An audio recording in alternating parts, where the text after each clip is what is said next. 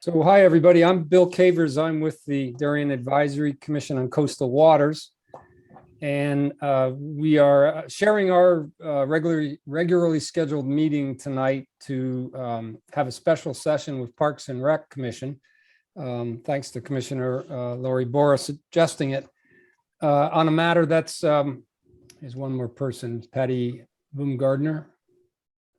On a matter that's important to us both with regard to the project to refurbish the Pear Tree Point beach area and the intersection with the boat ramp and some of the channel waters near the boat ramp. So Lori, thanks very much for suggesting it. I think it's a great idea that we talk together and hear from the consultant doing the work. And I'll let Lori introduce the consultant, but I think as a matter of proper forum here, we are to convene our individual commissions before this joint session starts. So without further ado, I will call to order the Darien Advisory Commission on Coastal Waters for this day of February 7th at 7:30 p.m. And I'll let Commissioner Bora do the same. Yes, and I'm calling to order a special meeting of the Darien Parks and Recreation Commission on Monday, February 7th. I've got 7:35 p.m. and we do have a quorum. No. And I think what we're just going to do is launch right off into the matter at hand. And Lori and I have thought that a half hour should suffice for this. And then if the Parks and Rec people don't mind, the Coastal Commission will take back its regularly scheduled broadcasting. But I will, I'm really looking forward to hearing from our special guest. And Lori, I'll let you introduce him and we'll just sit here and be a listener and for the rest of the session. Great, thanks, Bill. So I'd like to introduce Dan Biggs. Dan is certainly a familiar face to many members of both the Parks and Rec Commission. And I see we have quite a few members of the RTM Parks and Recreation Committee here. He's worked with us on numerous projects. He's with Weston and Sampson to consult on the master plan for all of Darien's parks, which was conducted a few years ago. And then he, along with Neil Houck, was selected, his firm, to work on the Pear Tree Point Beach renovation project with us. And also we've been doing work with Dan and his firm regarding the Weed Beach parcel, incorporating Short Lane and doing some more work there. So we've worked a lot with Dan over the last 5 or 6 years. I'm not sure how long it's been, Dan. About 6, yeah. Maybe about 6, but a long time. So he's gotten to know Darien and our parks very, very well. And at this point, he and his firm have been working on shepherding the different pieces that are needed to get Connecticut Deep approval to work on the parking lot at Pear Tree, which, as you all know, there's been consistent flooding issues, and then also improve the boat ramp, which, you know, it's commonly understood was not properly constructed some years ago and has issues with angling. Part of that process that is required was to do sediment samples. Am I saying that right, Dan? Yeah.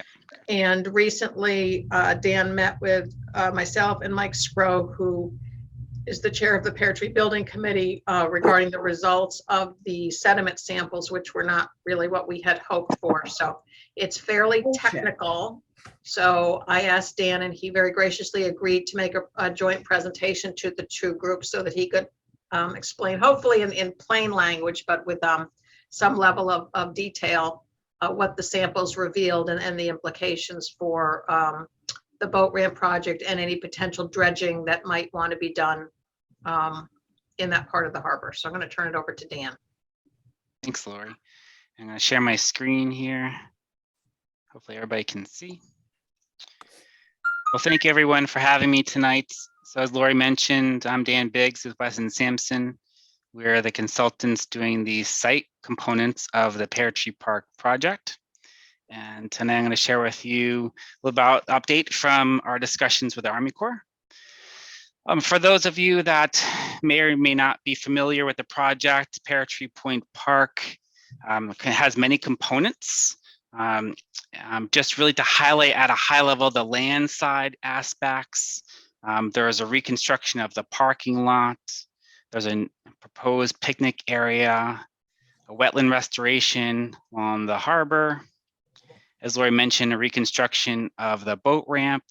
And then one aspect of that was to look at channel dredging right at media area adjacent to the boat ramp as well.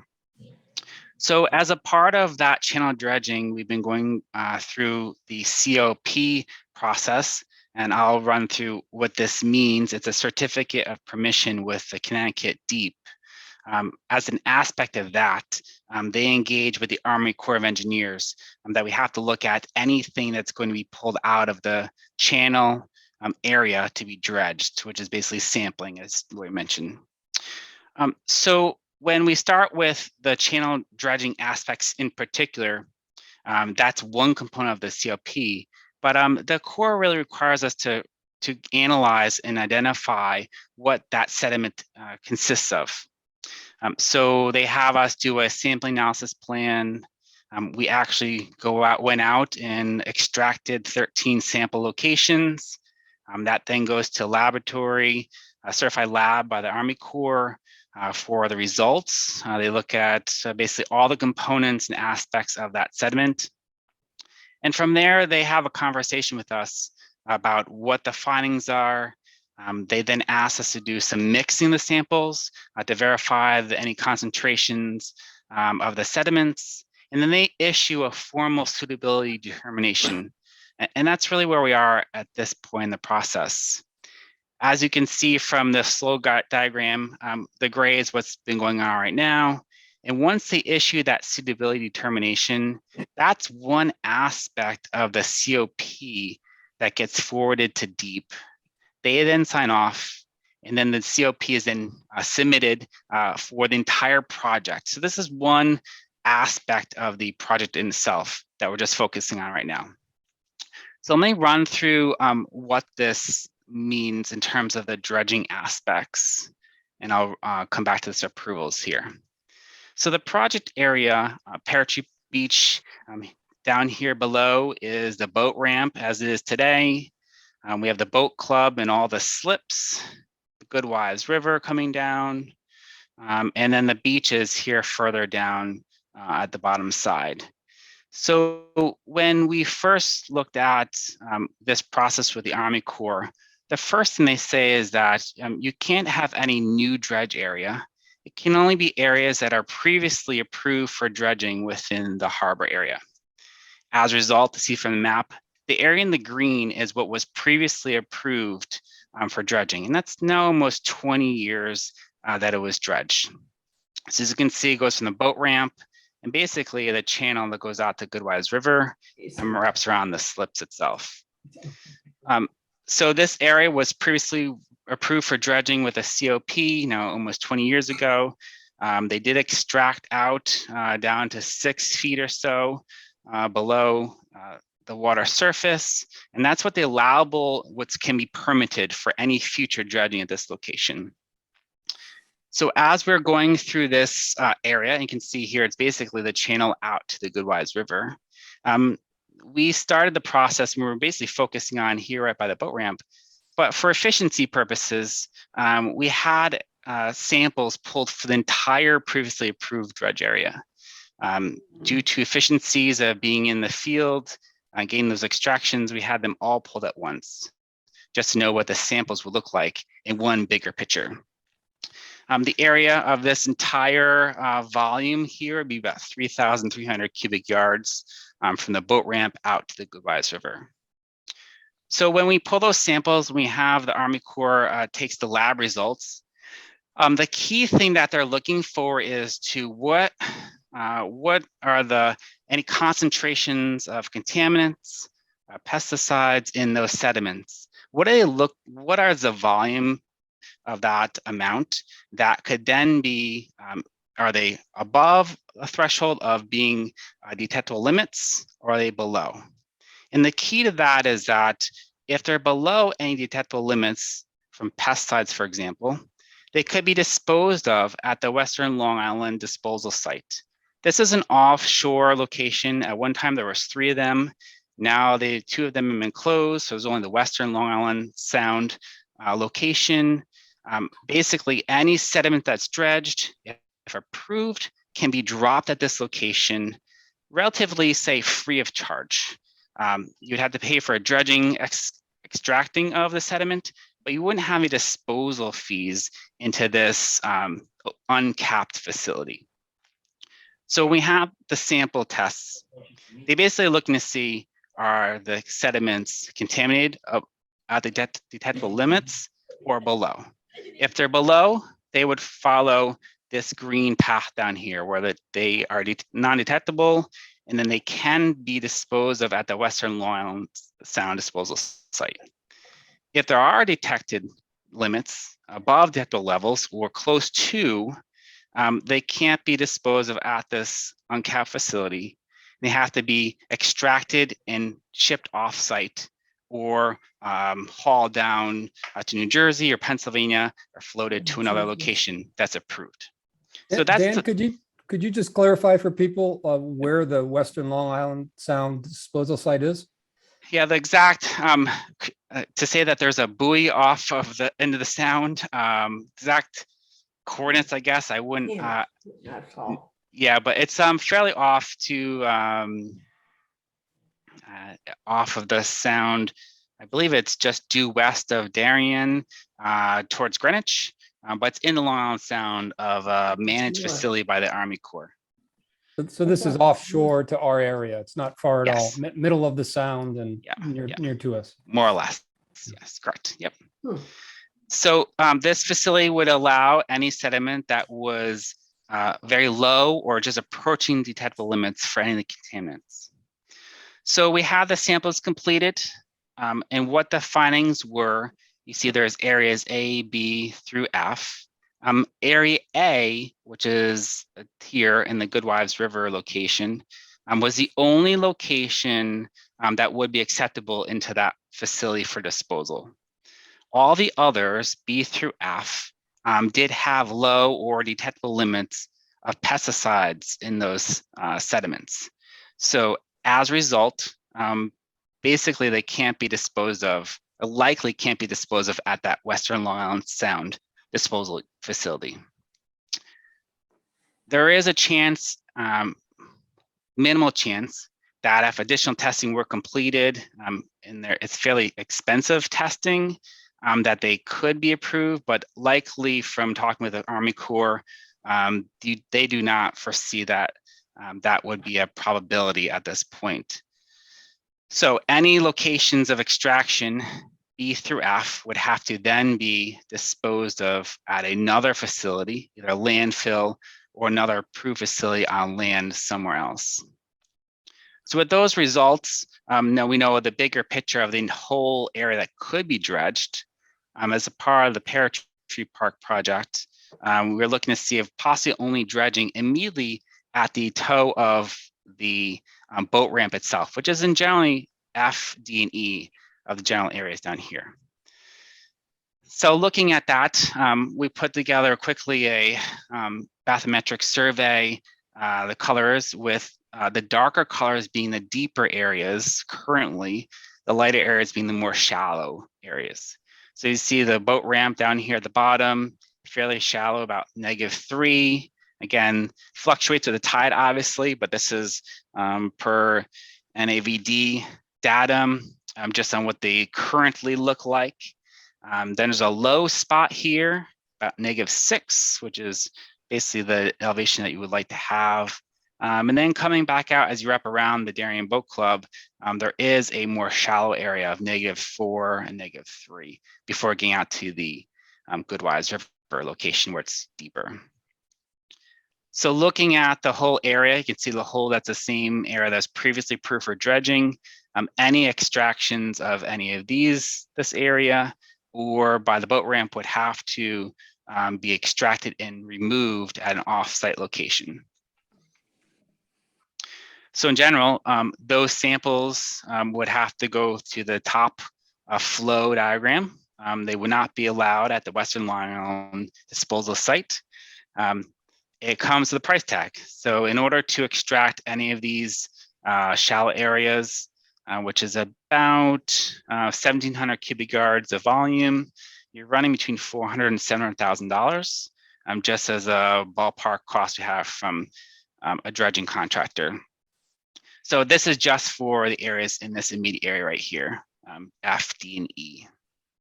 So the challenge to that is anything that is extracted, you need to dredge it, dewater it, then stabilize it, and then haul it. And that's a lot of steps to go through, which is what really elevates the cost of doing this process. So as I mentioned, we looked at the bigger picture, then zeroing back in on the area immediately adjacent to the boat ramp itself. In a best dream, I think that all the areas would be dredged just to have minimal sediment into the channel out to the Guayas River. But obviously costs will be a consideration, and the desires of the town really are going to drive the steps forward. So from there, once we get the Army Corps suitability report back, which they said would be pretty quick, but it's been now a week or two, we will then attach that to the COP permitting documents that then get sent to the Connecticut DEP for their sign off and permitting process. And then we will have that in hand, which allows us to do basically all the site work, including the approved dredge components by the Army Corps. So with that, I know it's fairly technical, big picture overview, but happy to entertain any questions from Lori, Bill, however you want to orchestrate this, and hope this is informative for everybody. Well, people are welcome to put any questions in the chat, and I could ask them, or they're welcome just to speak up right now. That's fine. I can lead off with a question of how you calculate your cubic yards. Is that the current bathymetric measures and then taking it down to 6 feet in the indicated zones? Yeah, so this map here, this is actually, I believe, the Bathymetric Survey that was completed in, I believe, 2019.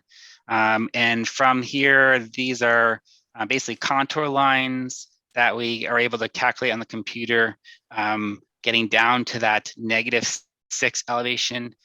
They basically allow -6 plus 1 foot of over dredge. So it's really a -7 value that they allow for permitting purposes. But that's what gave us the volumes to calculate the shallow areas for dredging. And F, D, and E, it's just like F would be at the -3.4, Yeah. and D would be, and E would be 6.25 going southward also. Correct. Okay. So can I ask a question? So it's interesting to me that this is a pesticide problem versus a petroleum product, which we've had in some of the other silt involvement I've had. I mean, I know this isn't really part of the project, but I think everybody would want to know is like, where is this coming from? Is everybody spraying their lawns for tick control and something new that's come in, or fertilizers with pesticides, or any discussion on where this is all coming from? Yeah, so when we discussed with the Corps as to what are the possible sources, some of this material is obviously coming from overland flow naturally, but being a tidal system, there is a natural progression movement of sediments into the harbor, and this is obviously sedimenting in water that's going up and down the Goodwise River, coming in here and settling out of a low spot. So exact location where it's coming from, not known, but looking around the area, green lawns, any pesticide that's added to landscape likely is going to get into the waterways eventually. But yeah, it's a long term. It could be a concern just on how much is not managed or added to the landscaping areas surrounding the harbor for future pesticide contaminants. Thank you. Dan, related to Bill Wright's question, someone asked, can you discuss the harmful effects of these contaminants, on humans, animals, oysters, worms? Yep. So if I go back to early on, the key to this is, are there concentrations very low or approaching detectable limits?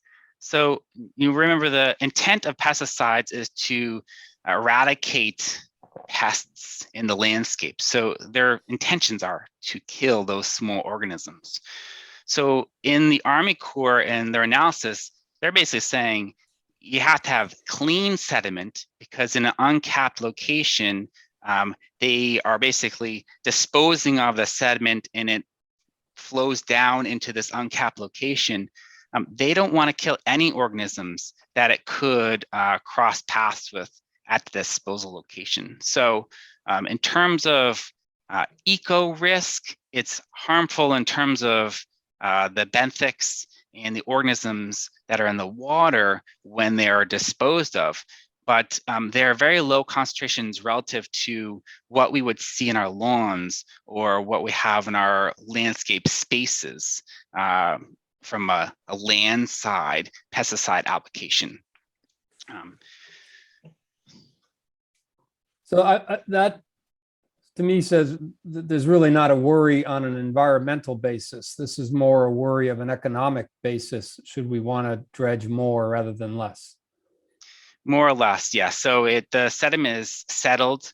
Walking on it or interacting with in the waterways is not harmful to active users. But the Army Corps is obviously concerned if we were to extract it and dispose it, that it could be harmful to the smaller organisms in the ecosystem at the disposal location.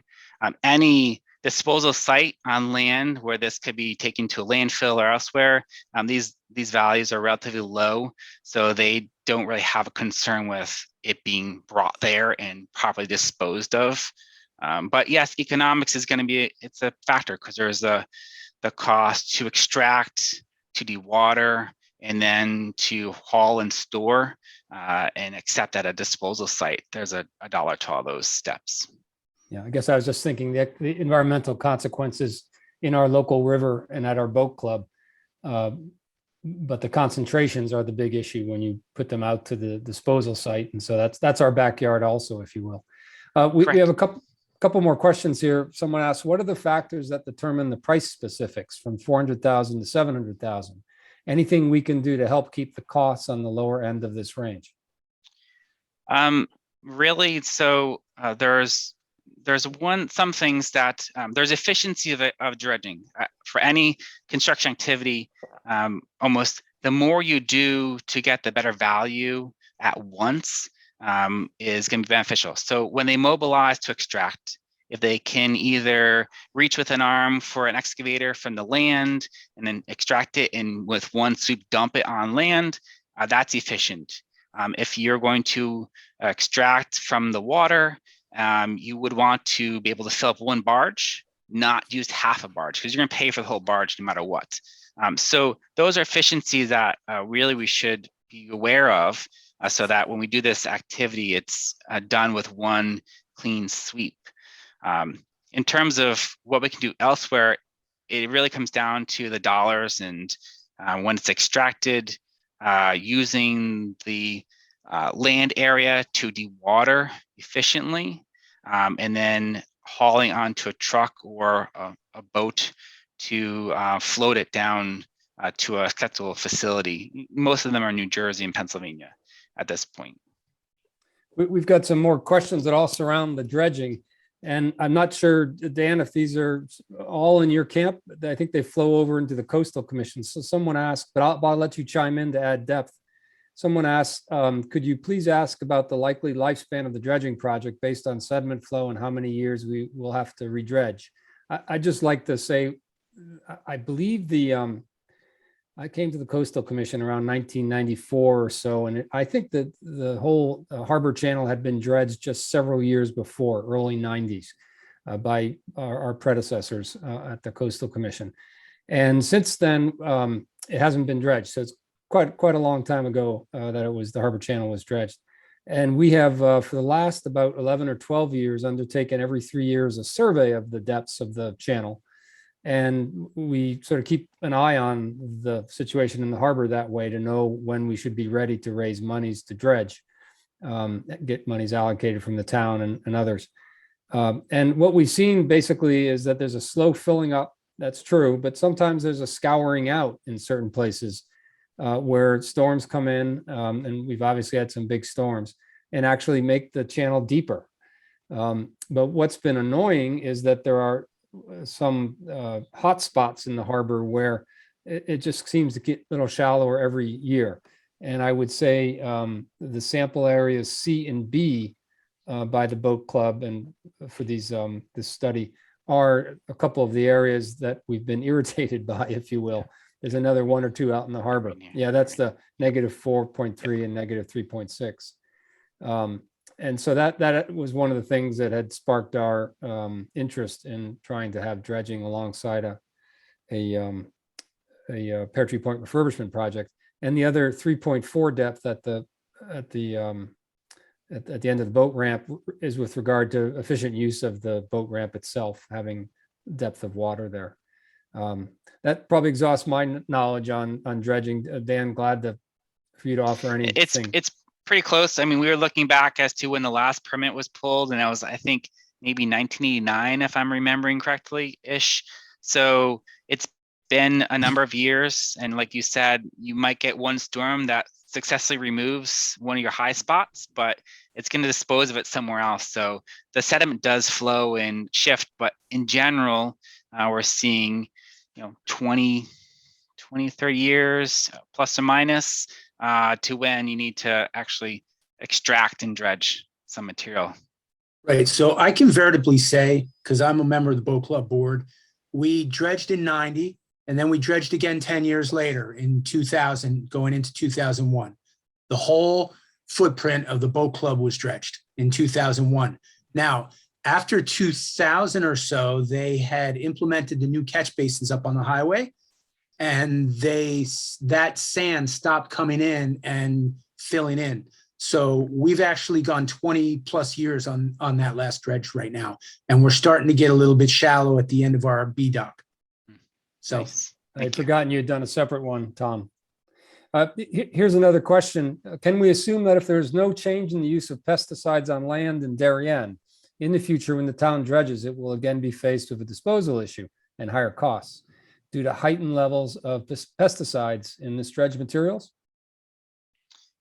I would say as a baseline, yes, you're likely going to see, if there's no change in pesticide use, and it may only increase, or I don't know, or stay the same, you're going to be dealing with the same pesticide concentrations, or you may see more severe, I would say lower acceptable levels by the Army Corps. So I can't speak to exactly where the trend is going, but basically if it's detectable, they aren't going to accept it. So that's pretty low to begin with. So I think you're still going to face the same situation in future years.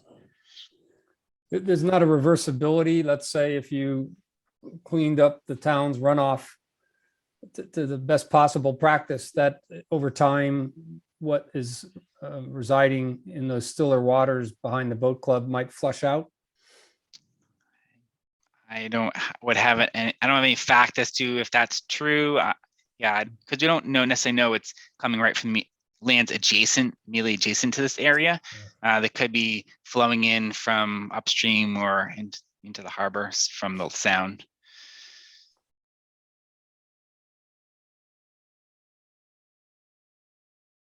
One quick note to Tom's point about the boat club doing intermittent dredging. I don't know the exact dates, but I know Norotan has done spot dredging too in the finger floats and the around the cranes. And I think they did a spot dredge too off the main pier within the last 10 years for one low spot that had shoaled up. But I don't know the dates off the top of my head, but there has been periodic work done. Bill, Dan, what is the larger question here? Is the question, is the boat ramp going to be dealt with in the course of this project at Pear Tree? It seems to me like maybe the question beyond that is, do you want to have a boat club in the way that you have it today? This area has to get dredged if you want to have a boat club, right? Well, So and there's a who's spill off. paying for it and when? And there's a spill-off question. If you're trying to ensure access by boaters, they need a ramp. And the ramp needs sufficient water at its end, and then it needs sufficient water to allow the boats to get out around the northern sides of the dock. So it does sort of join together. I think in the immediate case, you'd sort of say, okay, let's, go ahead and get the boat ramp done. Looks like the price tag's higher because you have to do something with with dredging soils at the end of the ramp. But then there may be a follow-on question in the subsequent years about how do you get around that north side. I would have a question about the dredging of the end of the ramp too. Sorry, David, not to cut you off. But if you just do the EFD area or FDE area that they're talking about, does it cave in rapidly? Or, if you just do that, 200 feet by 75 feet, right? Whatever it is, do the shoulders kind of just immediately fall right in and, like pluff mud or something where it sort of goes away much quicker if you do a smaller area, would be my question. Yeah, I don't, just from seeing the areas that have been dredged previously, I don't think it sloughs in per se quickly. I think it's really the filling in from the areas elsewhere within the channel. But Tom, possibly have thoughts and your experience with the Yeah, Boat just Club. to give some color on that. We dredged in 2001, and 10 years later, we had a guy go down there with scuba, and literally the teeth marks were still in the side where it had dredged. So there was actually no sloughing at all. And that's fantastic. Cool. Yeah, That's cool to know. Thanks. I think we may be wrapping up. There's one other person who wanted to know about the angling issue with the fixing the boat ramp. Slightly tangential question to Dan's presentation, but I'll just say it was built with too light an angle. So people have to resort to sort of dangerous practices of gunning their engines both on boat and putting their brakes on hard to get their boats on and off. So we want to make a steeper angle of that ramp, which means it all has to be dug up and relayed, and there's a stone wall that's going to be affected also with that. So it's sort of an expensive job, but one to ensure safe and effective boat launching across all tides is rather necessary. We have any other questions for Dan? If not, Dan, I apologize. I came in a little bit late with the call. When we had the testing done after Sandy, we had testing done before Sandy and after Sandy, because we had planned to literally try and do a big expansion at the boat club, which was eventually denied by the DEP. But we didn't have any records of any kind of, our soil came up clean on all our test bores. So is this just the last few years you think we've gotten the pesticides, or have the tests changed in the last 10 years? Because it's only been 10 years since Sandy. So yeah. I haven't asked the Corps that question specifically. My guess is that, this is an EPA criteria that the Corps is following.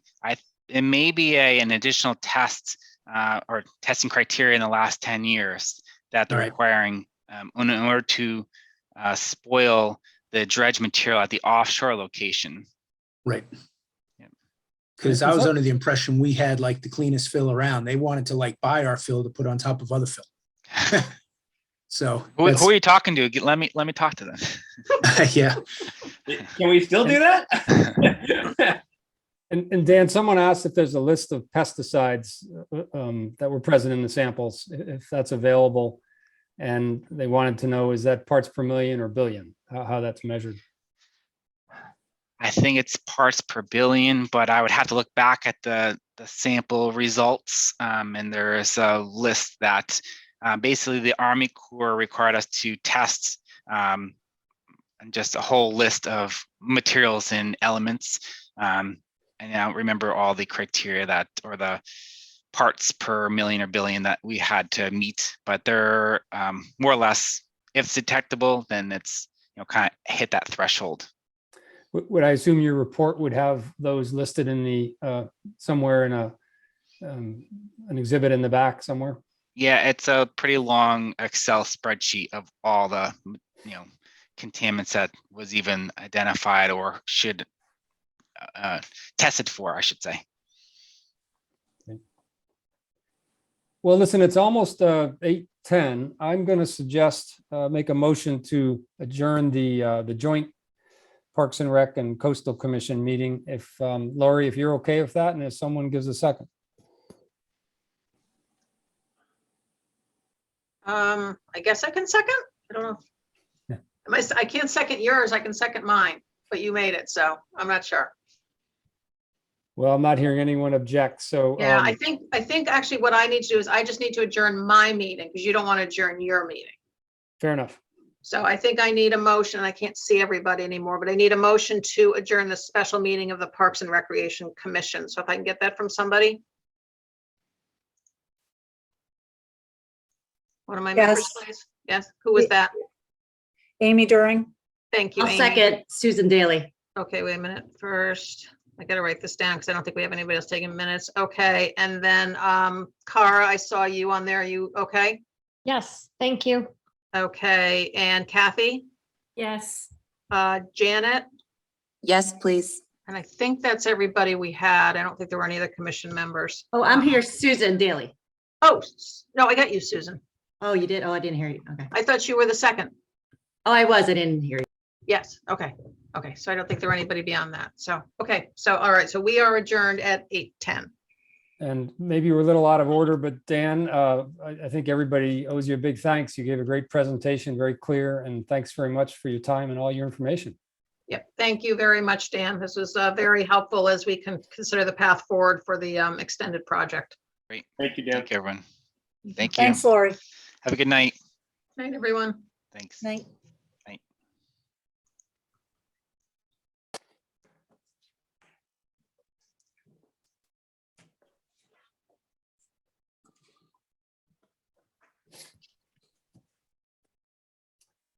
So we're just getting down to the hardcore water people. I mean, anyone else is free to join. It's a public meeting. And we're already, we've already called the meeting to order. So this is now a continuation of the Coastal Commission meeting. We've got some other people on board, but they're welcome to stay and listen. And I had a question for the commissioners on board. We are missing some people. Tom Lochtefeld, glad to see you could jump from your other meeting to this one. We know you've got a couple of different things you're up to. The boat club, right? I think you were involved in. I know we unfortunately don't have Flip because he's seaward, which is a very legitimate reason. And Jim Furlong, I think, has had a conflict and had to attend Norotan Bay. I think that's how I interpreted. So, and Eric Barrett, interestingly enough, is on a plane back from France. So an illustrious crew we have.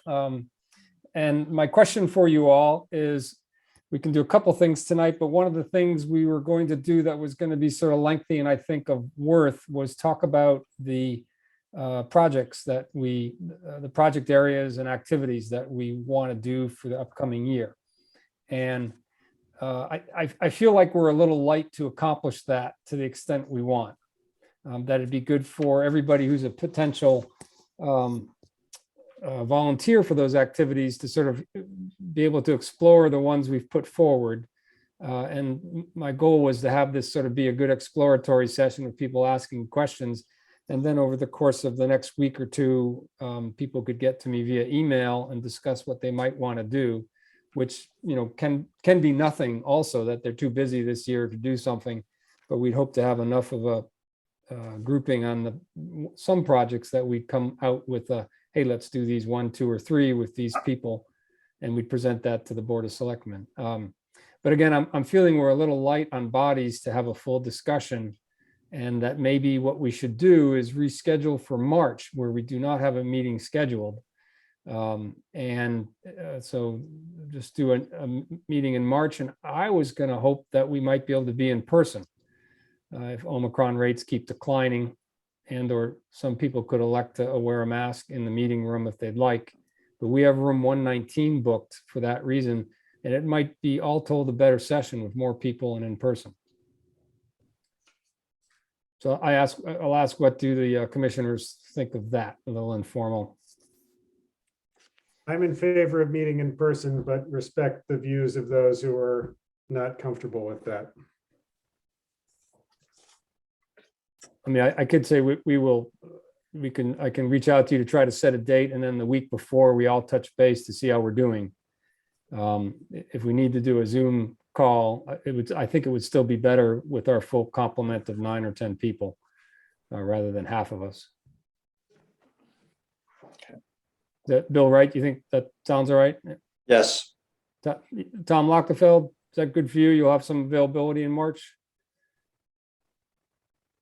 Mute. You're on mute. You're good. Grant, you Yeah, around? just not the first Monday, that's all. Okay. Grant, you Yeah, the around? first You're Monday not- is boat club. So- Yeah, not we're traveling? around in March. Do Okay. that. I think Happy that to. might be Happy to better. in person too. Let me use the occasion, though, to do a couple of things, and maybe the most important is to introduce Julie Jones, who's sitting on our screen. You probably all don't know her face at this point.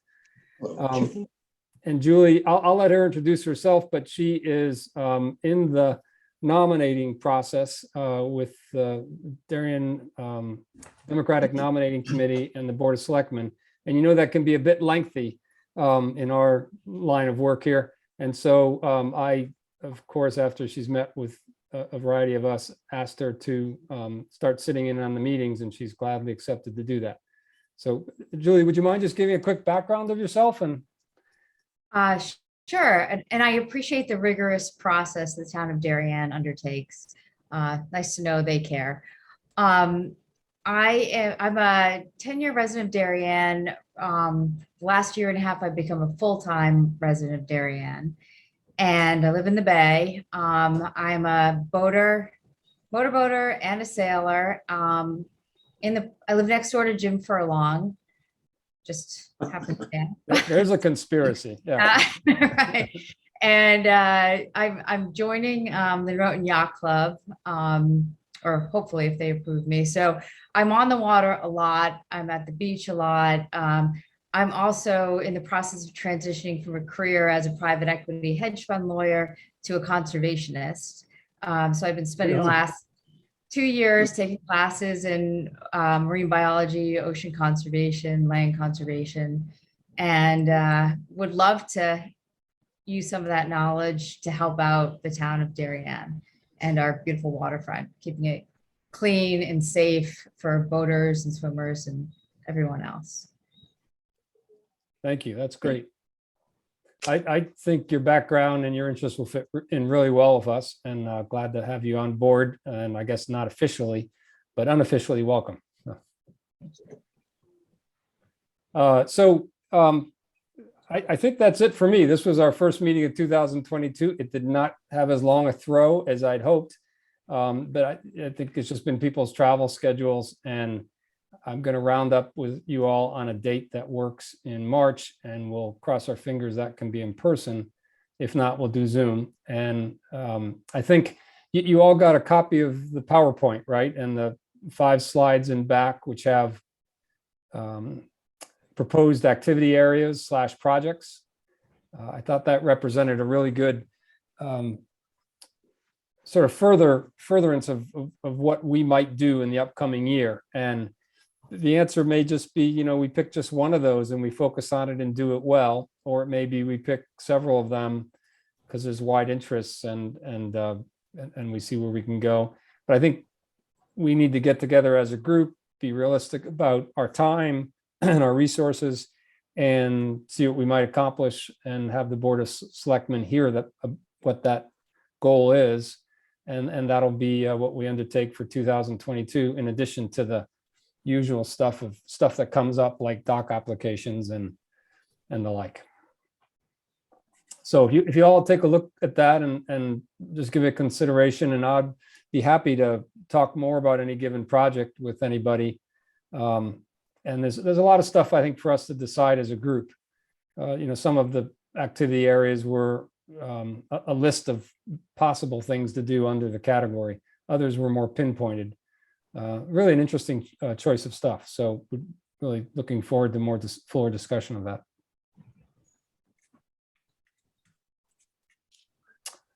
Bill, if you might just to circle back on the presentation.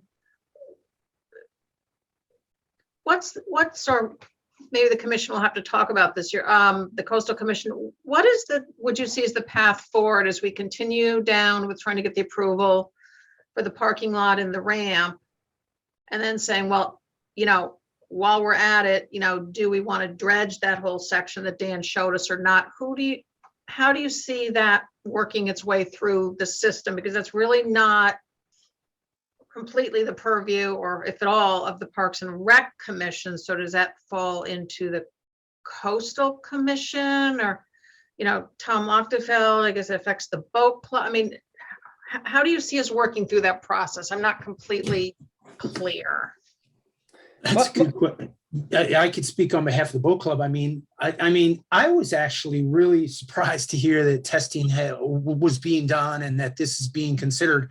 I mean, I think the boat club would really like to be part of the conversation because it very much impacts us. Right. I think we were waiting for the town to decide what it was going to do with the boat ramp. Okay. But we've also sort of had this thought behind our mind that we're probably going to have to pony up, to get the footprint dredged and to deal with it. And I'm not sure whether our footprint with the docks actually needs to be dredged or just the perimeter where we're going around the dock. I mean, I don't, I know I never have a problem coming off of D dock. I'm right, close to facing the road, facing the boat ramp there. And I'm fine until I hit the perimeter at the north of the club, and at dead low, it's, I'm dragging my skeg. So, so it's definitely filled in the past 5 years or so from what it was. And I think we all, we could, I think we know that we're going to be on the hook for some of it. It's just, we just like to sort of know, what the town's going to kick in and what we need to kick in. I think that's a good conversation to have, though. Am I hearing that it's enough of an issue that whether it's, in a year or 3 years, that section is the whole part that Dan showed is going to need to be dredged? It's not just a nice to have, but it's a must. And, we talk a lot about on this commission about the lack of I think moorings, it's, and we're people getting a lot of therefore need complaints right now. access. We're getting a lot of complaints from members in their survey results this year. Basically, we got, quite a few people saying, hey, I'm hitting bottom going around B dock, and when are you guys going to dredge again? Because we haven't dredged since 2001 when we removed 16,000 cubic yards. And that was a long time ago. And prior to that, we dredged every 10 years, but we haven't had to dredge really until, recently. And even then it's sort of a nice to have. It's not, but I can imagine that if you have people using the boat ramp that want to get around out into the harbor, if you're at dead low, it's going to be a problem. Yeah. So, I know that when we last dredged in 2001, it was $100,000+. It might have even been 190 or so. We built up capital over the years and reserved for that. We've had so many projects in the last 10 years that we're able to raise capital, but we've used that capital. But I think deep down inside that we know that we need to, start building a reserve for this dredging, because I'm going to be frightened to hear the figure, I'm sure, of how much it's going to cost to get that done. Hey, Lori, on that, what is, and Tom, you two, what is the timeline for the Pear Tree Point project and the boat ramp and stuff that the town sees? Is this a 22 thing, a 23 thing, a 28 thing? Is there an idea, or because I know it's been going around for a bit and Yeah. COVID and blah, blah, blah, but, you know. Yeah, well, we've been waiting, they've been working through this process, Dan made the comment about, the Army Corps said they'd be back shortly, and that's already been 2 weeks. Once those pieces get put together, the final application will be assembled. We'll basically, as I understand it, just have to acknowledge that to the extent we do this dredging, we can't put it in the, the open ocean site, we gotta truck it. And then the final application, I think the one administrative step is it has to be for the whole project. That piece of the project has to be signed off on by the harbor master, which I understand we're going to have a new harbor master name this evening. And then it will go to Connecticut Deep for their approval. Dan seemed to think that would be at least 6 months, maybe a year. They've been very slow. But then the hope would be to, get the project moving. So, will it be 22? No. 23 if we're lucky. Okay. Here's what I would say, though. I wouldn't want to have us lose the boat ramps refurbishment to squabbling over doing D, E, and F. Like if you have a project going through and we can get the boat launch refurbished, put it the proper grade and that wall redone and everything, let's by all means do that and leave the, dredging for a future problem. But I think the second thought I have is I think probably only F needs to be dredged to actually have the boat launch in optimized for use. And that's the part that's just off its, end. It's toe, as Dan referred to it. Yeah. Yeah, I think D and E are, I don't think that necessarily that they have to be done to get the launch working properly. So I'd sort of think, order of If a operation. decision has to be made, so like the Parks and Rec Commission recommends to the selectmen, yep, let's go ahead. We want to do this boat ramp. We've got our approvals. And then the decision has to be made, like, while we're at it, should we do the dredging of that whole path that Dan showed us because it's cost efficient? What body is responsible for proposing that? Because I'm not sure that's Parks and Recs Commission's purview. So therefore, is it No, and then this commission recommends it to the selectmen? Yes. That's what I'm not clear on. That's what's been done in the past. And then I think the subsequent question, which is very important because you can't get a ramp refurbished if people can't use it 100 yards down the channel. Right. But I'm just saying, if it's important for us to catch the ride of getting the land portion of the boat ramp done. Yeah. And then the next concern I'd have is let's get F done, which is the waters, depth of the waters right off the ramp. But it's just as important in time for C and B to get those really shallow spots done. And the process we've had for the last 11 or 12 years is every 3 years, the harbor master has executed on the Coastal Commission's behalf a survey of the channel. And then we've all reviewed the results and talked about what should be done. The last time anyone talked that something, the Coastal Commission chatted amongst themselves and said something has to be done was this 1989 permit that Dan talked about. And then that did result in a dredge. So following that example, our cue would be a survey done where the Coastal Commission and the harbor master discuss the ramifications and make a recommendation to the Board of Selectmen. So that's how it was done in the past. Does that have to be how it is done going forward? I don't know. Okay. That this is just surrounding the boat club. I think Tom Lochtefeld's, talking extensively about it is wholly appropriate. So Well, I it's think a blend of us. There's a question too that comes in, like what neighbors would jump on board, right? Is it those people across from ADOC at the boat club? Are they interested if the barge is there and that soil's clean? And then, that means, are there spots that the yacht club wants to do that the town wants to do in the actual channel? Like, and if the barge is coming in, Yeah, you're totally right. The what's cost, that mean, the fixed cost of getting the barge in is a big deal. Yep. Maybe you don't need 100-foot dock coming out there from to get into the Goodwives River if you're dredging. What do you think? He's going to want to be dredged, right, David? All the way up 10 feet. Yeah. Lori, is that somewhat helpful? Yeah, yeah. So I mean, it clearly it's the coastal commission, and then, you know, the boat club has to be in the decision, but it sounds like the coastal commission will be very involved in making the recommendation whether the whole thing should be done at once. Yeah, if there's a forum into which we inject an opinion, Okay. we want to be there, and Okay. we'll render a formal decision for you in that forum. So let us know what's coming up, and we'll gather and discuss it more in depthly. But I think the views you're getting here sort of show the parameters upon which we talk about it and move forward. This can't be the first time, though, that this kind of thing is happening in Connecticut. I mean, everybody in Connecticut's putting pesticides on their lawn. Everybody's got these kind of bodies of water in estuaries where it's got to be collecting. This has to be happening everywhere, right? That needs to be dredged. This is not unique, I'm sure. Yeah.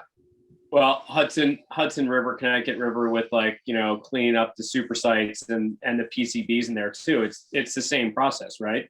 It's got to be dredged, it's got to be dried, it's got to be trucked off. It can't be dropped. That's the deal.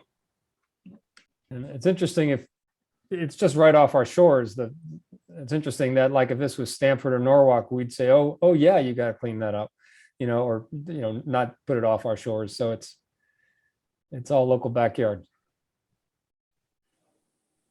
Okay, thanks. That was helpful.